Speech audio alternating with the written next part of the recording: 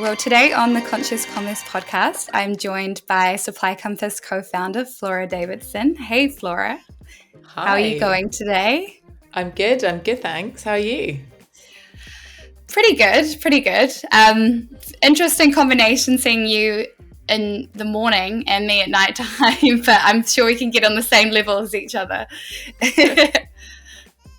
To start the podcast off, we like to get to know you a little bit better as a person. So what's a fun fact about you that not many people know, or what's your go-to party trick? Oh, that's a tough one. I suppose a fun fact that people don't know about me.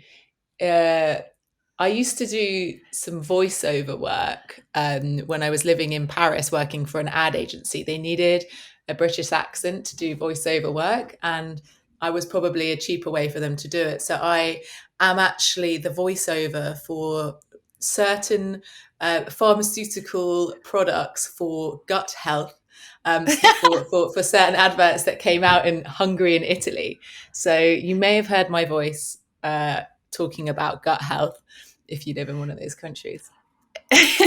That's really funny because the last podcast interview I did with Kate from Sondra and Tal, I don't know if you know them, but she was doing something in the voice space as well. She said, I can do a really good South American accent, like from the southern states, Southern Lass, and then she proceeded to do it on the podcast. So I'm loving this theme that's carrying through.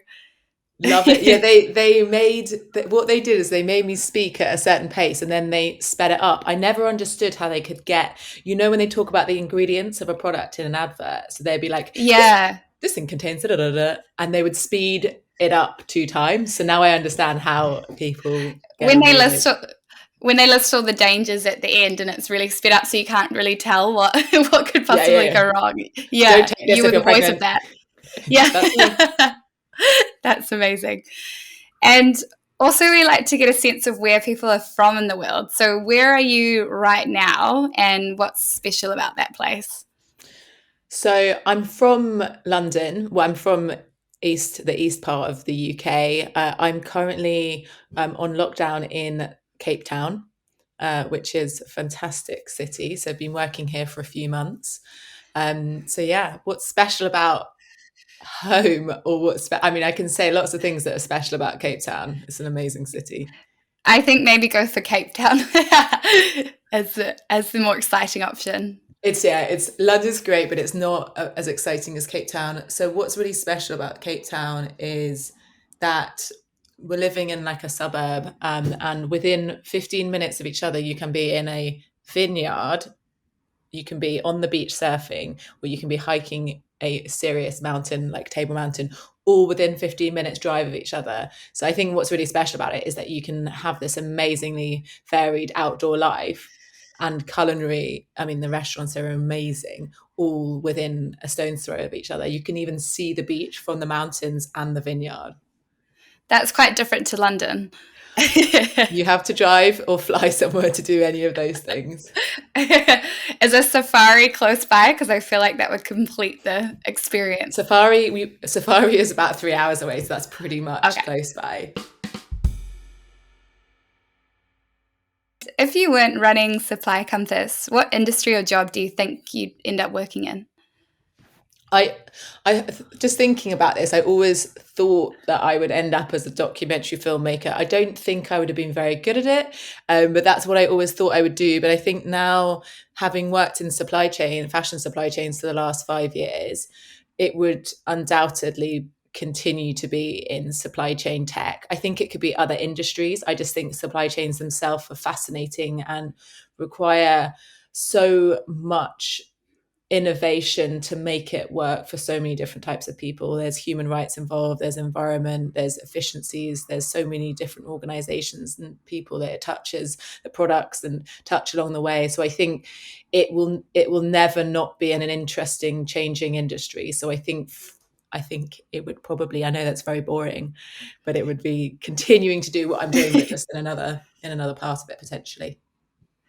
Yeah, because what has your career journey been like to get to this point? And did you picture yourself being an entrepreneur founding a company? No, I did not picture that. And to be honest, I still struggled to see myself as that now. I think I had never kind of had a picture of a very corporate career path in my mind, not because I don't think that that's a great career path, but I don't think it suited my skill set or how I approach things. I like things to almost not be fully mapped out and to kind of um, shape things from nothing and create. I've always been into kind of creating something. I've started a few small businesses before doing this, not commercially successful. When I was 13, I started a card company and sold about 200 birthday cards to kind of poor neighbors Oh, and things like like that. greeting cards. Greeting cards, that's it. Yeah. So I would do like illustrations for those and sell them overpriced to neighbors who were very happy to pay, just for supporting the 13-year-old dream. I mean, in terms, I'll talk about my career journey until this point. It's not kind of been. I didn't work in supply chain tech before this. I was working as a researcher, market researcher, so consulting big retailers like Adidas and L'Oreal on understanding their customers at different parts in the globe. So I think my interests have always lain with understanding people and why people do the things that they do and what makes people tick, and then making sure that we build products or solutions around human behaviors that exist. So I think whatever kind of allows me to continue understanding people and building and innovating for humans, I think that is just the path I'll carry on going down. So yeah, and that's happened to take me down this more entrepreneurial career path, I suppose. Yeah. Did you realize through that journey that the supply chains weren't really built as well as they could be for the people within them? Is that kind of what led you on the path towards SupplyCompass? Exactly that, and I think so. Maybe we'll touch on this in a bit, but moving to India was really quite a transformational experience for me in terms of, being on the ground and speaking to so many different factory owners and suppliers and people further up the value chain, visiting cotton farms. Is that, it's a very human, tactile industry, and that, the software that had been created either doesn't work around human behaviors well enough, it kind of is hard to learn or not intuitive, or doesn't actually take into consideration the end user. But really, I think what I felt in my 2 years living in India was that there is so much that needs to happen that works for it needs to work for all parties. And I think so much focus and emphasis has been placed on the retail and the brand side of things in terms of innovation. And actually there needs to be innovation that sits across the entire kind of almost like the infrastructure of supply chains. And so, yeah, I think that really, it's probably what kind of led me to this. Yeah, because if we backtrack for a second, so you and your co-founder Gus, you moved to Mumbai, India to learn about supply chains from the source. Was the idea for SupplyCompass already in the works there, or was that something you did pre even having an idea for a business? It was, I think there isn't this point in a business where it's fully shaped at the start. It obviously went through, and it's still going through, a journey of evolution. I think, when we were first in India, I actually had a job to go and work at a design agency. But before I started at that design agency, I decided to do a textiles course at one of the fashion schools in Mumbai, just for a 2-month course, just to learn about. I knew I was going to get more interested and get into the supply chain side of things, but I didn't know that it would take this direction. And I think so really there was this kind of turning point. I had been in India for a month, and as part of the fashion school, it was loads of 18-year-old Mumbai girls and me as this random 20. I think I was 27 at the time. I think I was quite, they couldn't really work out why I was there, but everyone was very lovely to me. And we went on this trip to a factory as part of the course. And I'd never really been to a factory like this. I'd seen nice factories, but I'd never been to one like this. And it was a printing factory kind of 4 hours north of Mumbai. And we got there and I couldn't breathe because the smell of chemicals was so overpowering. And this was just a local printing factory that was, not for export. And I thought, hold on a second, like I've seen good factories, but there must be so many more factories like this. On the way to driving to this factory, we passed a million other factories that looked the same from the outside.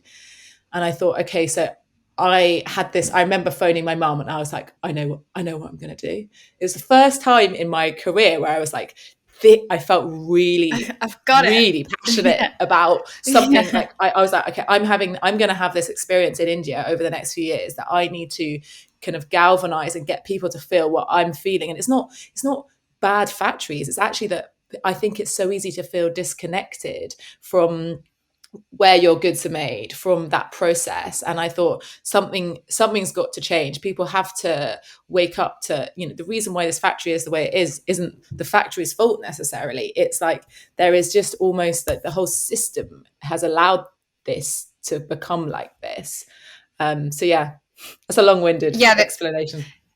Yeah, if there's no motivation to change, right? There's no inspiration or influence coming from other parts of the supply chain. So why bother? Exactly. And I think, what we'd seen in the industry is that there wasn't enough businesses out there enabling change to happen within the supply chain. I think there was kind of more and more noise and opinions coming through press around what needs to happen. But, for businesses, for fashion businesses and supply chain businesses, how do they actually make that change? There needs to be systems, there needs to be organizations that help them make that change easily and cost effectively. Otherwise it won't happen. So I think we could have knew from the start that we needed to be an enabler of change and actually doing something about it rather than talking about it. Yeah, and did it make it all the more evident being on the ground there, the disconnect with fashion companies back home or back in other countries? They just sort of didn't really get it or didn't get a sense of what it was like there. Yeah, ultimately, you can place yourself in both sides, in the shoes of both sides. And, as a fashion business, your pressures is like, how do I delight my customer? How do I sell more product? All of these things. You almost can't expect these businesses, though we should, this should be the kind of base level expectation. You can't expect everyone to care about everything all the time because it's overwhelming. And so I think, what I felt there is that there is a disconnect. It's become quite transactional. I think, in the 70s, 80s, people used to spend months on end visiting their factories and building really, really strong long-term relationships. But a lot more there's a much kind of higher turnover of businesses now. There's less of that massive business coming in and existing for 50 years. So it's become more transactional. People ask for certs. They're like, the first thing a brand asks for a factory is, show me your certifications, prove you are who you say you are. Imagine if you're a factory and you go, the first, like any relationship, imagine if someone, even if you were on Tinder and someone said for the first thing, prove you are who you say you are. It's this kind of really odd, distrustful kind of base that exists that is, you kind of understand where it is there because lots of people have had relationships broken within supply chains because of this. But it's, I think, what we saw is that it had become transactional, it had become disconnected, and people were moving around a lot. And so we thought, right, how do we help businesses build better longer term partnerships and set them up for success with each other? So I think we're kind of in the industry of kind of, or in the business of we're not a Tinder, but we're kind of looking to set people up long term and do that through kind of improving processes and etc. That's a great tagline. We're not looking for a one-night stand, though. No, we're looking for the long term. So what were your next moves after being in Mumbai? How long did you stay there? When did you go back to the UK? So we stayed there for about 2 years. And what we would do is kind of 2 weeks of each month, we would be on the road visiting factories all around the country. And then we would spend 2 weeks in a kind of co-working space that was in the top of a club. So it was pretty noisy. But, you do what you need to do at the beginning of a business. And then we started to have some traction and thought, right, let's raise some investment. So we came back to the UK to raise that investment and grow the team. So at this stage, we have an office in Hyderabad in kind of the middle southern Telangana region of India, and we have an office in London. Obviously, we're all remote at the moment, so we are back and forth from India a lot because we know that is kind of where we started as a business. Our platform is global, so we work with fashion brands and manufacturers around the world. People come to Noissue for their sustainable packaging, but the packaging is often one of the later decisions in a business journey. So we try and encourage people to be thinking about it much earlier in the process. So from your experience, at what point in a company or a product's life cycle do you think these discussions around sustainability or ethics should start happening?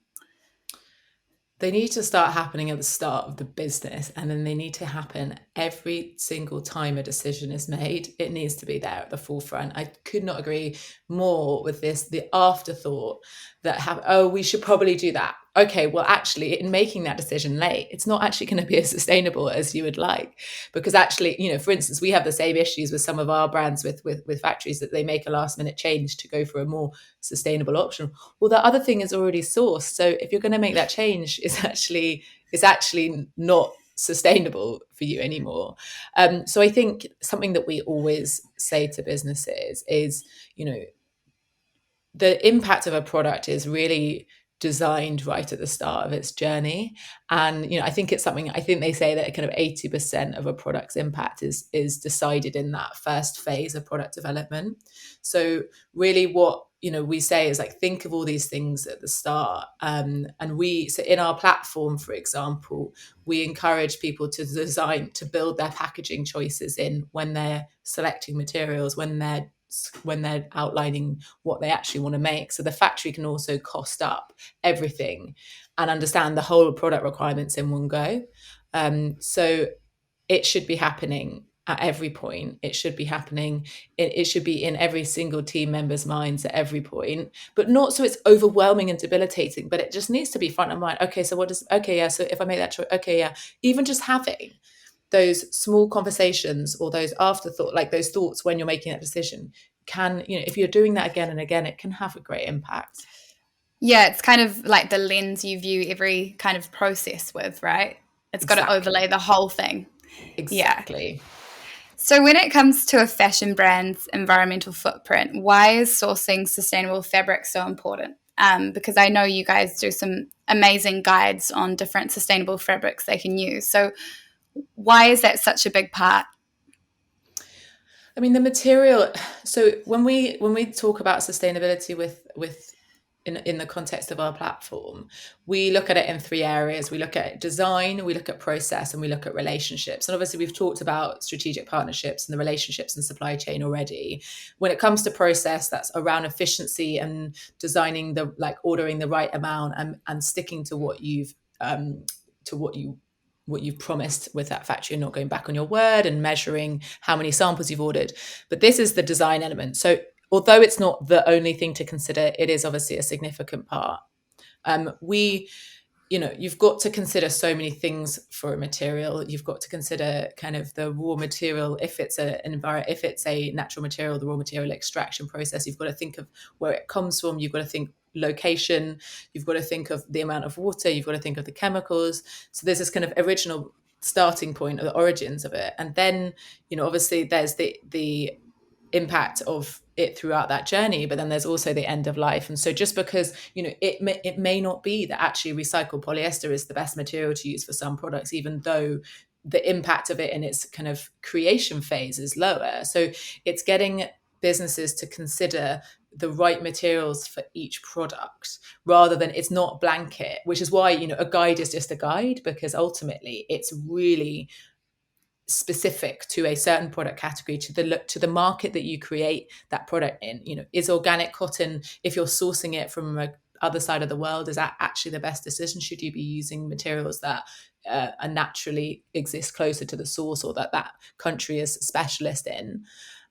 So it is really important to consider your raw materials. However, it is only one part of the puzzle. And there's a lot of other things to consider. I know that can be overwhelming for teams. No, yeah, it is a big puzzle to consider. So what would you say to people that say sustainable alternatives put a limit on what's possible with design or creativity? For me, that's, I think, is one of the most exciting approaches. Is, I know limiting, putting kind of confines around things, it can seem restrictive, particularly for creative teams. But I personally see limitations as a kind of almost like a springboard for almost more innovation. Because at the moment, designers are free to design anything they want, which is great and really exciting. But actually, to say you can only design around these kind of core materials in these locations, and this is your limitation, you need to be doing it in certain shapes so that you minimize the waste on the cutting floor, etc. I think that's really exciting, because that is ultimately, we're going to need to design around constraints more. Like, that is almost like the core of what sustainability is working with what you have or what's available. And I think this is definitely some pushback that we've had around dead stock materials. And this is something that we've kind of trialed.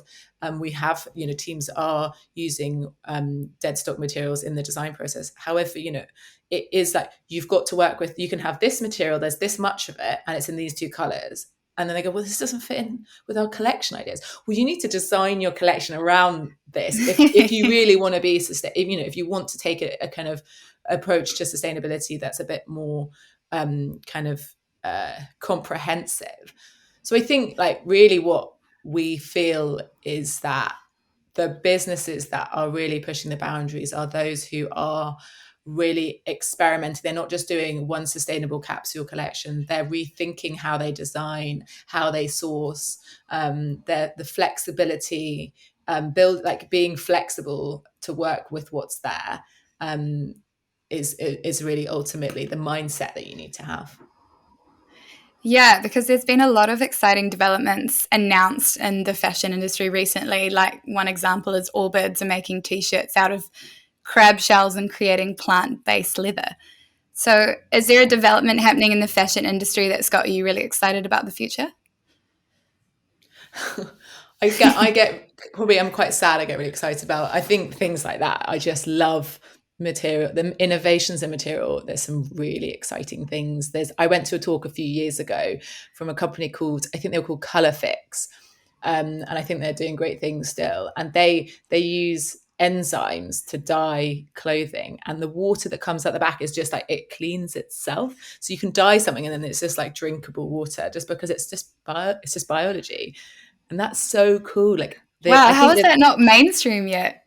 well, I think That's because it amazing. takes, the problem is that innovations, when they happen, is that for them to actually kind of be spread far and wide, it takes, you've got different machines. You have to, it's not as simple as being like, right, all of these ways of working, these need to stop overnight, because then there's loads of people's jobs that are tied into that. So it's almost like there has to be a journey to take people on. And, ultimately, like, if we have, is it, do we want to, remove all of the demand from the cotton fields? Like, these cotton farmers, they need employment. They're living often below the breadline. And so, like, it's not as simple. It's all so complicated to suddenly jump on something new. You don't want to leave what you've been doing behind, because that has implications. Yeah, you can't just all jump on this shiny new innovation and ditch the Exactly. people behind you. Yeah, yeah. Exactly.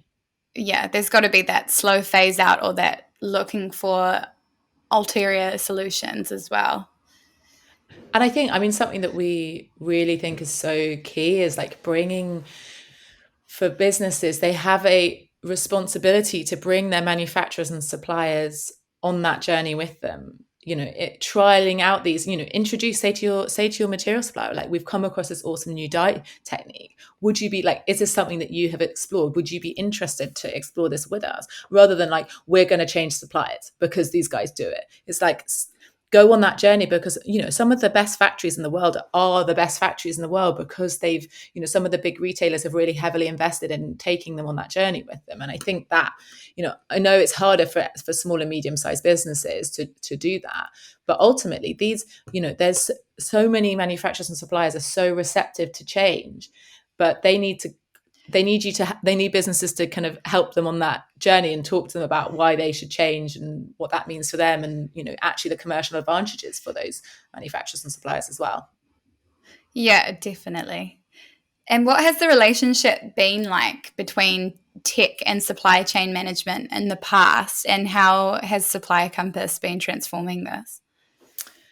Yeah, I mean, there's just been a massive kind of absence of tech that really like works for all parties. So there's some really cool tools that have been kind of brought to market in the last decade around kind of traceability and looking at blockchain. There's some great, I would be lying if I said there wasn't some great stuff like that already. But in terms of workflow collaboration tools that exist, in so many other industries, and there's been such a lack of exciting. I think ultimately it's got to be exciting and user friendly and work for different people in different locations. But I think so in terms of what it's been like, there is definitely at the start, our biggest pushback is that teams just love using Excel. And Excel is a fantastic tool. We love Excel. However, it is not built for sharing complex, ever evolving information across organizations, across markets, across different organizations all over the world, again and again and again, season after season. And so I think, like, for us at the start, I would get messages back from teams being like, no, we're okay, thanks, we're okay on email and Excel. And we're like, you might think you're okay on that, but however, like, if we look at this future where we need to start measuring where things come from, we need to have this traceable, we need to be kind of traceable, transparent, we need to understand our impact. We've got to go on that journey of digitalization and moving away from tools that we've used for the last 40 years because they are not built for the future. And the same thing for factories. When we factory after factory we visited, like when we unpicked, we'd ask them what their biggest challenges were. And they said, look, ultimately we spend more time spending time at our computer trying to make sense of designs and changes and on email to our customers rather than on the factory floor and actually making products. Like, we are here to produce, and design teams are there to create, and everyone's kind of stuck in managing production and kind of chasing up on emails and making changes to documents, sharing things through WeTransfer. So really, like, it's almost like we want to free these teams up to actually do what they want to do more of, which is create and produce, not spend time in Excel. Yeah, because I'm thinking of some of the workflow applications we use, like Asana, Guru, Slack for a global business, but that won't be the same for the fashion industry or working with a global factory. Like, they won't have any of those tools at their fingertips, right? So it must be hard. They don't. And this is what it's kind of I'm almost like amazed that businesses all over the world manage to continually design and produce collection after collection with the tools that they're using. But it's stressful. If you speak to any production manager or someone, a merchandiser in a factory, like, there is high stress. But you're so right. Like, the Asana, some people even try and use Asana for managing production, but it's not built for that because production is so unique. The fashion industry needs unique tools for it. And yet they're so, we use Slack. We use a ClickUp for project management. We have Confluence for product. We have all these awesome tools. And the fashion industry is so enormous with so many individuals, and they've got email and Excel. And so basically, we're kind of building the Slack Asana equivalents so there's a kind of common language, a common process that works for all. So yeah. That's amazing. And can you share an example of a company or companies you've worked with who are doing really impressive work with their supply chains or use of materials?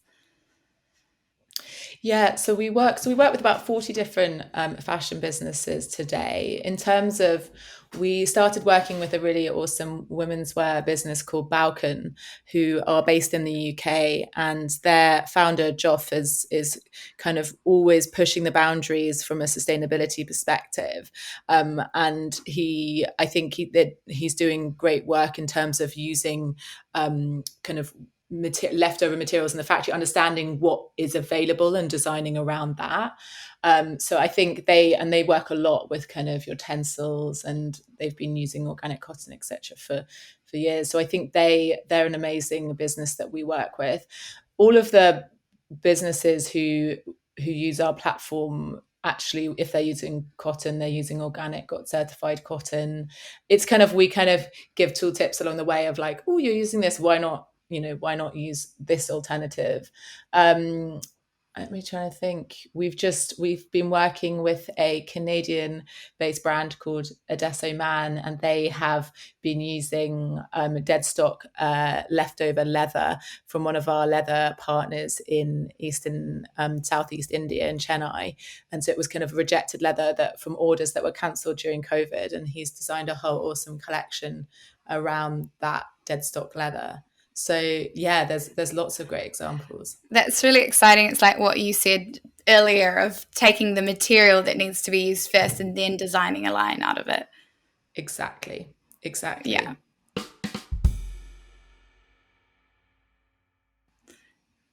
And how have you seen the fashion industry change since you set out on this journey with SupplyCompass? Do you think there's a lot more buy-in from brands to make different areas of their business sustainable in 2021? It's that there's undoubtedly been enormous change since we set out on our journey. And I think, there's definitely, it's not this sustainability is now just everyone knows they've got to build it into their business in numerous ways, but there's still so much work to be done, and the kind of pace of change needs to be faster. I'm not going to lie, like ultimately, there needs to be a rewiring of how people work. And so I think the businesses that will succeed in the next 5 years are those who adopt new technologies, are those who work with their factories to drive change together, and those who experiment and try out new things. And I think those who just keep working in the way that they've always worked, even if you're starting to work with more sustainable materials, just is not enough. So I think really the businesses who are bold and game changing, like you mentioned, Allbirds, companies like Pangaya, there's lots of people like Tommy Hilfiger who adopted 3D. I think way before COVID, they went on their 3D transformation journey, and they only do digital samples now, or they're on that journey to doing that, getting people comfortable with digital and not seeing it as ultimately physical products are coming out in the end, but getting people more comfortable with more of that process being digital, because it saves a lot of confusion, a lot of waste. For people not in the fashion industry, like how much waste is created during that process of getting samples and reviewing? Well, I wish I had a stat at my fingertips, but put it this way, is that I read some stats around, I think it was H&M, and I think a lot of the 3D tools out there have got really accurate stats on big businesses, how many samples they create a season, but millions of samples are made, which is samples that then aren't gone and put into production. And this is just to see if you want to do it. Like, that can be digital. You can just test a digital version of your product on your customers. Everyone's used to buying things in just a flat like that, or like modeled on someone. People don't need to try things on in the same way that they used to. So I think really, like, there's the kind of the waste that happens in requesting loads of samples, and kind of not going ahead in those styles, the waste that occurs in rejected goods because someone spec'd something incorrectly, or that the kind of process of checks hasn't been rigorously followed by both sides, is not insignificant. So I think, like, often the efficiency and process side of the fashion industry is left out of the conversation of sustainability, and actually the process is almost the foundations. A good, solid, efficient process is the foundation to a sustainable business. If you don't have the process right, then all the things you're going to do on top will be sitting on almost like a slightly broken core. Yeah, do you think that's the part of the industry most underserved by innovation at this point in time? That is the belief. That is what we believe at SupplyCompass, is that really, until everyone gets that, it's almost step one right, and that people are communicating in your Slack, Asana equivalents, where things are tracked, where you have everything recorded in structured, your data is really well structured, then it's really hard to, how do you know that material, that sustainable material that you've sourced from that region, is actually the right material for you to use for your product? And we can't calculate impact yet, because what we need first is that people use a digital system like us. They have that data there, and then they can go and make sense of it. But until that data is created in a system, then it's really challenging. And things like LCAs, life cycle analysis on product, they're very costly and time consuming, because of the fact that a lot of that information needs to be analyzed by people from Excel spreadsheets. But that doesn't need to be the case. Is that not really common practice across the board, product cycle analysis? It's expensive and it's slow. It can take months and months. And so think of how many products lots of businesses make every collection. A lot of SMEs understandably don't have the time or budget to analyze every single new product that they drop. If people are dropping 40 new styles a month, how can they scale that? So really, I think what we see is like there's a data issue from the start, like when the product is first created. So the concept of SupplyCompass is like that you build your products based on libraries. So your style, that people think about tech packs, like a tech pack is often this thing that's created in InDesign, then put into Excel, and then sent to a factory. What we're saying is build your product from the starting point in a system like ours. That information, your libraries, it has all the information of your material with all your certifications and all of the fiber, all of every relevant information. So that every time you build your product, you've got these kind of cards that build up, and that then you can see what your materials have been used across what cells. You can then use that material again on multiple other projects. Your team can see that you're using it in your women's wear drop, that then they can then use at their menswear because they're working with the same factory. So really, it's kind of looking at almost like how products are designed, because actually, like we spoke at the beginning, so much of a product's impact is created in, is decided in those early phases. So that's the part. It needs to start in the cloud. It all comes back to the cloud. So sustainability's meaning sometimes does get confusing, but here at No Issues, one of the ways we like to define it is future-proofing your business for the long term by making more conscious choices. So what advice would you give to established fashion brands to future-proof their business? I mean, with fear of repeating myself again, it would be move into start adopting digital tools across your entire business. Because if you want to do all these exciting things with blockchain and all of these, if you want to map your supply chain back to the source, it will be so much harder to do this if you don't go on that journey of digitalization. So that's just obviously my opinion of what needs to happen. And there's, like we spoke at the beginning, it's a big old jigsaw, but that's what we've identified as one of the greatest challenges for fashion brands and their supply chains, is how they're working together. And it's a very starting point as well, so that the follow-on effect from there. Exactly. Yeah. Exactly. And on that note, for fashion brands that are just starting out to develop their products, or they just have an idea, what would you say, where should they begin, or what should they be thinking about first? That's a good question. I think it's something that we've, at the start of SupplyCompass, we worked a lot more with startups in their first phase. And I think what we've learned is really don't try and be everything. You're not going to be the perfect, most sustainable business that offers all the right products immediately. Focus on one or two products, get them really right, be transparent with your customers that maybe you won't be able to have that perfect supply chain that ticks all the boxes immediately, because ultimately you, as a starting out business, you can't necessarily get into the factories that are able to give you what you need to do those things. But also, like, it's about communicating that with your customers and saying, right, this is the thing I really care about. I really care about using waste for my brand.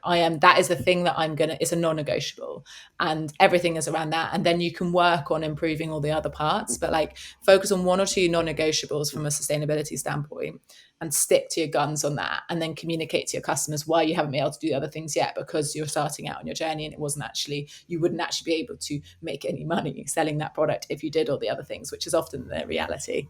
So Yeah. And what's the change you want to see in the world long term with SupplyCompass? The change that I want to see is that people don't have to ever mention the word sustainable ever again, and it just becomes the way that people work. So really the change I want to see is that the way supply chains, the way production and the kind of designing collections is set up, is that it works for brands, it works for people, planet and profit, for brands, it works for factories and those further up the supply chain, and that ultimately it's just easier and more accessible and more cost effective for people to do things right than it is for them to do them in the old way. So I think that's what I'd like for our change to be, is that we bring about a new way of working that actually makes more sense and is also good for all individuals involved. Yeah, and it becomes the norm. I love that you said we don't have to mention the word sustainability anymore, because I feel like it does get thrown around and overused so much. It would be nice for it to just be accepted as a status quo. Nice. Yeah. Exactly. We really struggled using the term, actually, and we didn't put it anywhere on our website or in our comms for ages. And then we realized that actually people need a word to attach to. You just have to define what it means to you as a business. And to be honest, we don't use it that much. We know that it's like in our DNA as a business, and we know where we can have impact on it, but we also know where we can't, unfortunately, have impact, and that's the reality. You're never going to be able to do everything. So yeah, it's a hard word that is kind of lost meaning for loads of people, but until there is another new word, it kind of is the word that we need to use. All have to stick with. Yeah. Is there language you use as an alternative to that? Do you say like impact driven, purpose, anything like that? We use responsible quite a lot. It's like making responsible decisions. It's like considering everything. What is the right decision to make in this situation?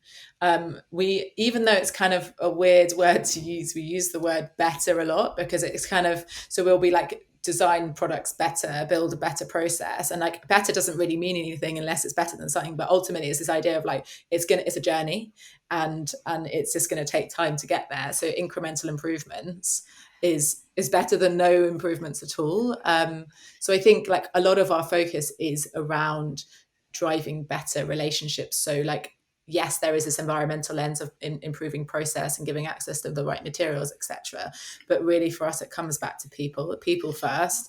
If it doesn't work for people, then it's not really going to work for the planet. So it's yeah, that's our kind of starting point. Yeah, I like the use of the word better, because it shows that you're not sacrificing something to go for the greener option. Like, it actually is the best option. Yeah. Exactly. Better for all, for kind of considering all things, this is better. How do you define success for SupplyCompass and also for yourself personally? For me personally, I think it's really like success is building software as a kind of, I sit in the product side of things. So that means I design the technology that we build, is building technology that people actually love using. There's nothing that would disappoint me more if someone said, if I got feedback from a customer being like, I don't really like this. It's not very user friendly, and I don't think it brings me any value. I'd be like, this. What is the point in us existing? So for me, success is that people enjoy what we're building, because so many people, when you ask them, so what do you think? Do you use PLM? Do you use ERP? What do you think of it? And they're like, oh my God, we have this horrible system that was built in the 30 years ago. We hate it. None of us. That for me, I'm like, if we can just build technology that is easy to learn, easy to use, and looks appealing, and why can't supply chain software be sexy and enjoyable to use? It doesn't need to be boring data fields. So why can't it spark joy? Exactly. It can. It's possible. Exactly. It's possible. Cool. Thank you so much, Flora, for your time today. It's been so amazing chatting to you. Lovely chatting to you too. Thanks for having me.